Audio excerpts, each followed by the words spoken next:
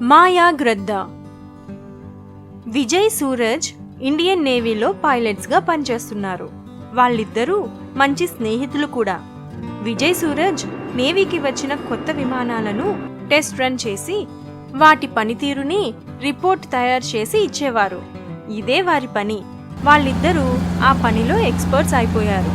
అలా ఒకరోజు వాళ్ళిద్దరూ ఒక ఏరోప్లేన్ని టెస్ట్ రన్ చేస్తున్నప్పుడు, విజయ్, ఈ రోజు ఒక స్పెషల్ డే, ఏంటో చెప్పగలవా? స్పెషలా? నాకేమీ గుర్తు రావడం లేదే. ఏంటి, నీకు నిజంగానే తెలీదా? అరే సూరజ్, సస్పెన్స్లో పెట్టకుండా అదేంటో చెప్పు. నాకు నిజంగా గుర్తు రావడం లేదు. ఈ రోజు మన 99th టెస్ట్ రన్. అప్పుడే 99 టెస్ట్ రన్స్ కంప్లీట్ చేసాం సక్సెస్ఫుల్ గా. అది కూడా 4 years లోనే. అవును కదా, సారీరా, నేను మర్చిపోయాను. నిజంగా ఇది మనకి స్పెషల్ డే. 4 years చాలా వేగంగా గడిచిపోయాయి. అవును విజయ్, ఈ రోజు మనం మంచి బిర్యానీ తిందాం. ఆ, తిందాంరా, తిందాం. కానీ లైఫ్ రొటీన్ అయిపోయిందిరా, కొత్తగా ఏం లేదు. ఏంటి, 4 yearsకే ఇలా అంటున్నావా? ఇంకా మనకి చాలా సర్వీస్ ఉంది. ఇంకా ఇది కాకుండా ఇంకో సర్ప్రైజింగ్ న్యూస్ చెప్పనా?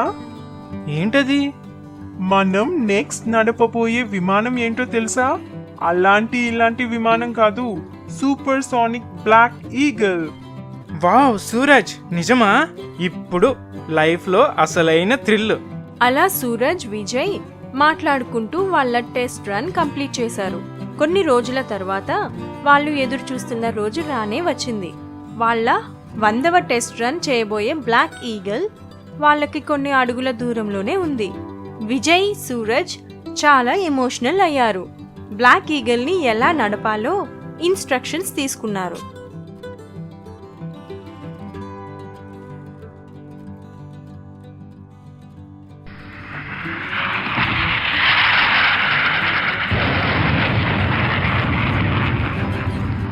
విజయ్, ఈ రోజు మన జీవితంలోనే చాలా స్పెషల్.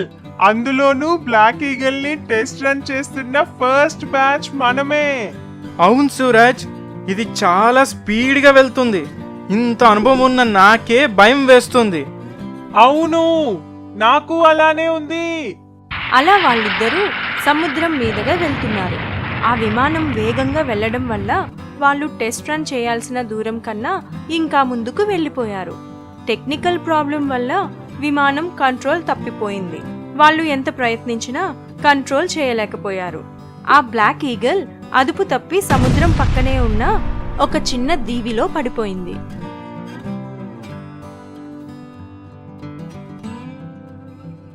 ఎవరు మీరు? మేము ఎక్కడున్నాం? ఏమైంది మాకు? దొరగారు, మేము అడవిలోకి ఏటకెళ్ళినప్పుడు మీరిద్దరు గాయాలతో పడి ఉంటాం చూసాం. వెంటనే మిమ్మల్ని మా గూడెంలోకి తీసుకొచ్చాం అయ్యగారు. ఆ గూడెం పెద్ద మాటలు విన్న విజయ్, సూరజ్ జరిగినదంతా గుర్తు తెచ్చుకున్నారు. వాళ్ళకి బాగా గాయాలవడంతో ఆ గూడెం ప్రజలు వాళ్ళకి సేవలు చేశారు. ఆ సమయంలో విజయ్, సూరజ్లు ఆ గూడెం వాళ్ళ అమాయకత్వం, మంచితనం అర్థం చేసుకున్నారు. అలా కొన్ని నెలల తర్వాత వాళ్ళు పూర్తిగా కోలుకున్నారు. వాళ్ళు కూలిపోయిన విమానం దగ్గరకు వెళ్లారు. ఆ విమానం రెక్కలు విరిగిపోయాయి. రేడియో చెడిపోయింది. GPS కూడా పనిచేయటం లేదు. కానీ ఎలా అయినా వాళ్ళు మళ్ళీ ఆ విమానం బాగు చేయాలి అనుకున్నారు. విజయ్, ఈ విమానం పూర్తిగా పాడవలేదు. ఇంజిన్ బాగుంది, ఎలక్ట్రికల్ పార్ట్స్ బాగున్నాయి, ఫ్యూయల్ ట్యాంక్ కూడా బానే ఉంది. కానీ ఇది ఎగరడానికి సరిపోదు.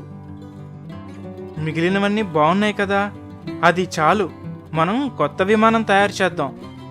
విజయ్ మరియు సూరజ్ కొత్త విమానానికి డిజైన్ ప్లాన్ గీసి ఆ దీవిలో వాళ్ళకి దొరికిన వాటితో వాళ్ళ పాడైపోయిన విమానానికి కొన్ని మార్పులు చేసి కొత్త విమానంలా తయారు చేశారు.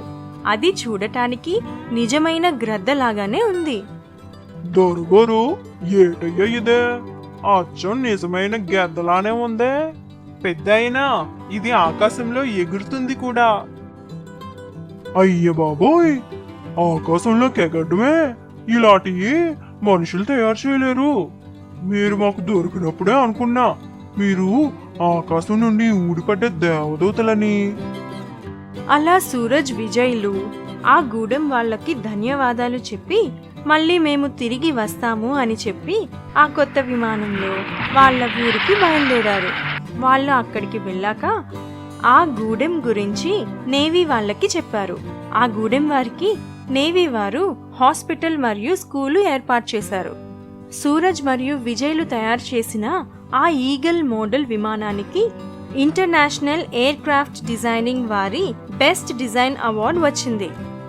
సూరజ్ విజయ్లు దేశానికి ఉపయోగపడే ఎన్నో కొత్త విమాన డిజైన్లు తయారు చేసి ఇచ్చేవారు.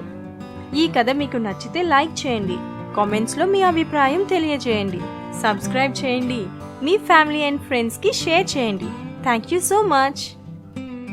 Magic pencil. రాజశేఖర్ చిన్న పూరి గుడిసెలో జీవిస్తున్నాడు. తన తల్లిదండ్రులు ఇచ్చిన ఆస్తి అదొక్కటే. తనకి ఊహ తెలిసేలోపే వాళ్ళు తనని విడిచి అందరానంత దూరంగా వెళ్ళిపోయారు. అప్పటి నుండి తను వాళ్ళింట్లో వీళ్ళింట్లో దొరికిన పని చేస్తూ వాళ్ళు పెట్టింది తింటూ పెరిగి పెద్దవాడయ్యాడు. శేఖర్కి 20 సంవత్సరాలు నిండేసరికే తనకి ప్రతి విధమైన పనిపైన అవగాహన వచ్చేసింది. కానీ తన జీవితాన్ని మార్చేంత గొప్ప పని ఏది తనకి దక్కలేదు. ప్రస్తుతం ఒక హోటల్లో సర్వర్గా పనిచేస్తున్నాడు. అందరికీ శేఖర్ ఒక పనివాడిగానే తెలుసు, కానీ ఎవరికీ తెలియని కోణం ఇంకొకటి ఉంది. ఈ పెయింటింగ్ నేను ఊహించిన దానికంటే చాలా అద్భుతంగా వస్తుంది. ఈ సంవత్సరం జరిగే ఆర్ట్ గ్యాలరీలో ఈ పెయింటింగ్కి ఖచ్చితంగా చోటు దొరకాలి. అప్పుడే నా ఆశలన్నీ నెరవేరుతాయి. శేఖర్ తను పని చేసుకుంటూనే ప్రభుత్వ పాఠశాలలో 10వ తరగతి వరకు చదువుకున్నాడు.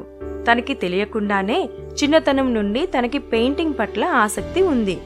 తను చదువుకుంటూనే చిన్న చిన్న చిత్రాలు గీసేవాడు. తను 10వ తరగతిలో ఉన్నప్పుడు టీచర్స్ డేకి సర్వేపల్లి రాధాకృష్ణన్ చిత్రాన్ని గీశాడు. దానికి తన స్నేహితులు, ఉపాధ్యాయులు ఎంతగానో ప్రశంసించారు. కానీ ఆ తర్వాత తన చదువు సాగలేదు. ఎందుకంటే ఈ లోకంలో చాలా విషయాలు డబ్బుతోనే ముడిపడి ఉన్నాయి. తన పొట్టకూటి కోసం ఏదో ఒక పని చేసుకుంటూ తన జీవనం సాగించేవాడు. కానీ తనకి తెలిసిన కళను మాత్రం వదలలేదు. ఒకరోజు తను గీసిన చిత్రాలన్నిటినీ పట్టుకొని తన సిటీలో ఉన్న ఆర్ట్ మ్యూజియంకి వెళ్ళాడు. అక్కడికి చాలా మంది పెద్ద పెద్ద కారుల్లో వచ్చి వెళ్తున్నారు. ఆ మ్యూజియం గేట్ దగ్గర ఉన్న సెక్యూరిటీ గార్డ్ తనని లోపలికి అనుమతించలేదు. ఏంటి సరాసరి లోపలికి వచ్చేస్తున్నావు? చూసావా ఈ మ్యూజియం ఎంత పెద్దదో? ఇక్కడికి వచ్చే వాళ్ళందరూ కారుల్లో వస్తారు. పో, ఇక్కడి నుంచి పో. అన్నా అన్నా ప్లీజ్ అన్నా, ఒక్కసారన్నా లోపలికి వెళ్ళి వచ్చేస్తాను. ప్లీజ్ అన్నా. నిన్ను లోపలికి పంపానని మా సారికి తెలిస్తే నా ఉద్యోగం పోతుంది. వెళ్ళవయ్యా బాబు, వెళ్ళు. పొద్దున్నే వచ్చి నస పెడుతున్నావు. వాళ్ళు అలా వాదించుకుంటూ ఉండగా ఒక పెద్ద కారు వచ్చి ఆగింది. కారు లోపల నుండి ఒక ఆయన కిందకు దిగాడు. ఏయ్ సెక్యూరిటీ, ఏంటి గొడవ? ఇవాళ జరిగే ఎగ్జిబిషన్ కి అందరూ పెద్ద పెద్ద వాళ్ళు వస్తున్నారు. ఇలాంటి చీప్ ఫెలోస్ ని లోనికి రానివ్వకు. Sir sir sir please sir, ఒక్కసారి నేను వేసిన ఈ పెయింటింగ్ చూడండి సార్. ప్లీజ్ సార్, నేను చాలా బాగా పెయింటింగ్ వేస్తాను సార్. ఇదిగోండి సార్, కావాలంటే ఒక్కసారి చూడండి సార్. సెక్యూరిటీ, వెంటనే విని బయటికి తోసి. మాటలతో చెప్తుంటే అర్థం కావట్లేదు. ఎక్కడి నుండి వస్తారో ఇలాంటి సిగ్గు లేని వాళ్ళు. వద్దంటే విసిగిస్తున్నాడు. వాణ్ణి వాడి చెత్తని లాగి పడేయండి. శేఖర్ని బయటకు నెట్టి తను గీసిన పెయింటింగ్స్ ని పక్కకు విసిరేశాడు. శేఖర్ వాటన్నిటినీ తీసుకొని తన ఇంటికి వెళ్ళిపోయాడు.